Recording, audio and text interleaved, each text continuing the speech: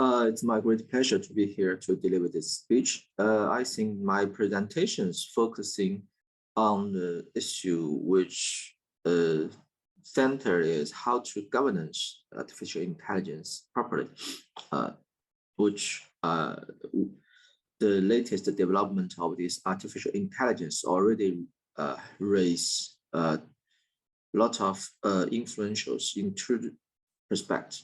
Just Professor Wing raised his concern and perspective. People that talking about whether the vivid development of artificial intelligence is too quick, and we are not preparing for adopt it, and maybe the too quick development adoption of this artificial intelligence will leading to some more tough challenges to our in futures.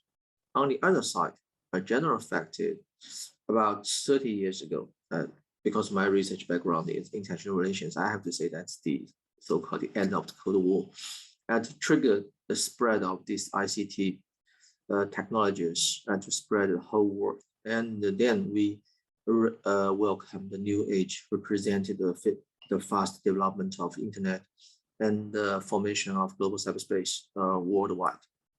When we're talking about this artificial intelligence, I think that we are talking about it, or we have to first understand what we are talking about. On this, to these terms, on the original of this artificial intelligence, talking about the basic models, the organograms, and the other basic principles that affect the artificial intelligence we're talking about today, actually have a quite long history.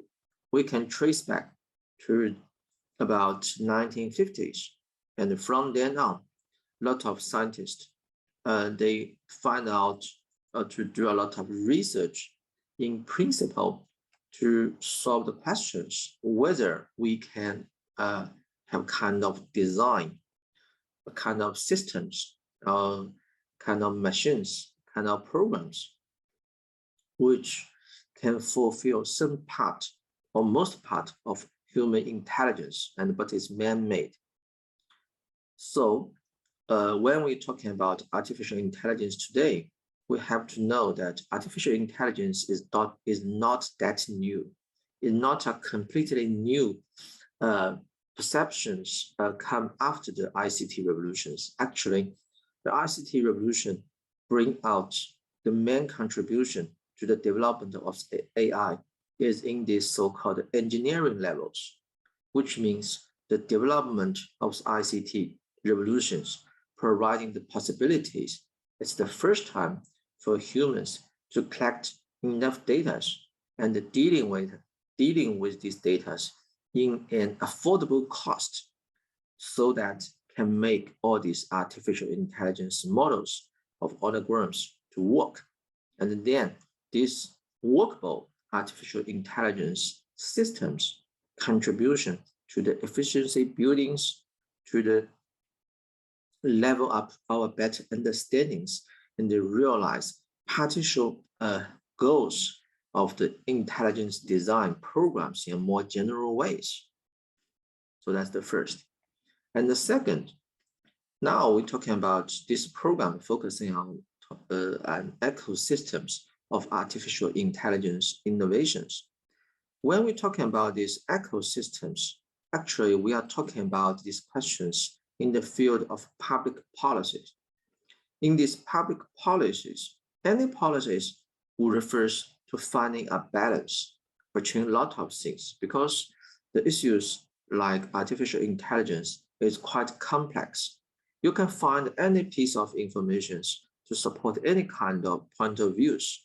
But if we want to talk about these policies, these ecosystems, which is necessary or friendly to the artificial intelligence innovations, you have to build a kind of balance between lots of conflict elements.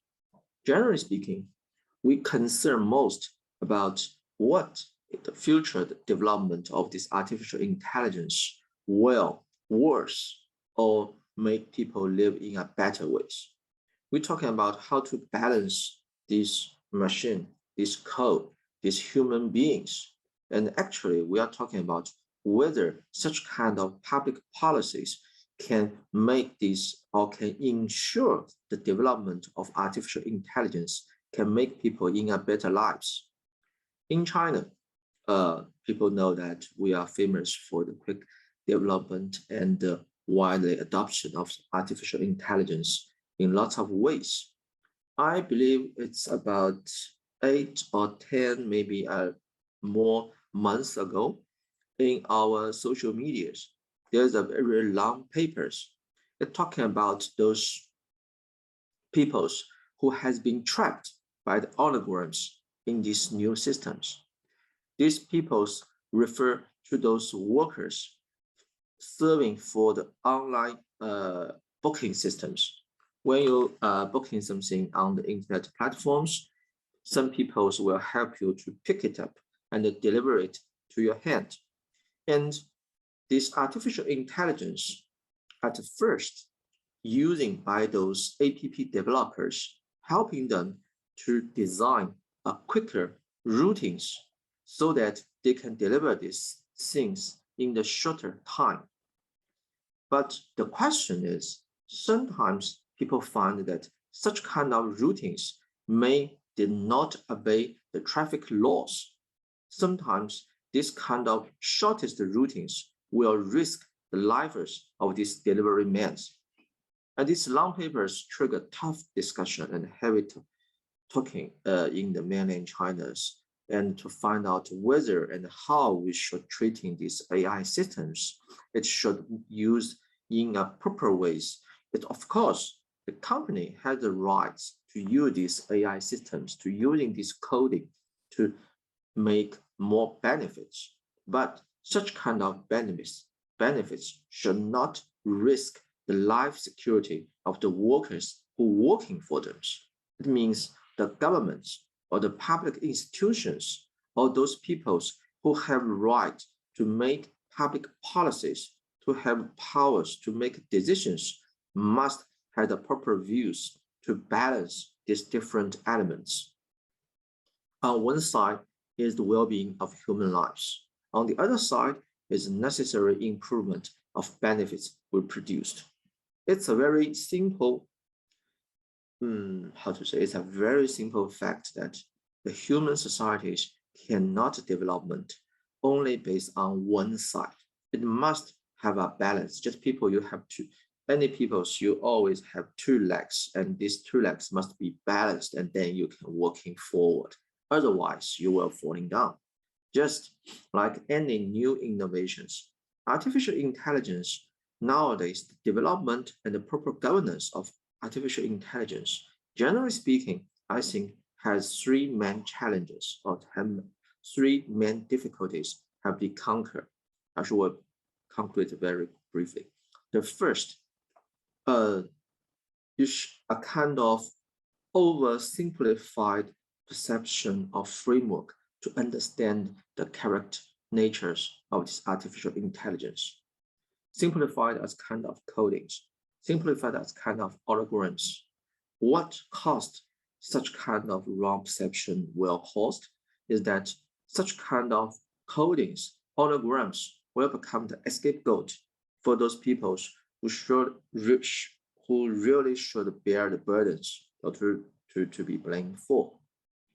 And the second, try to use a kind of policy which make people back to future.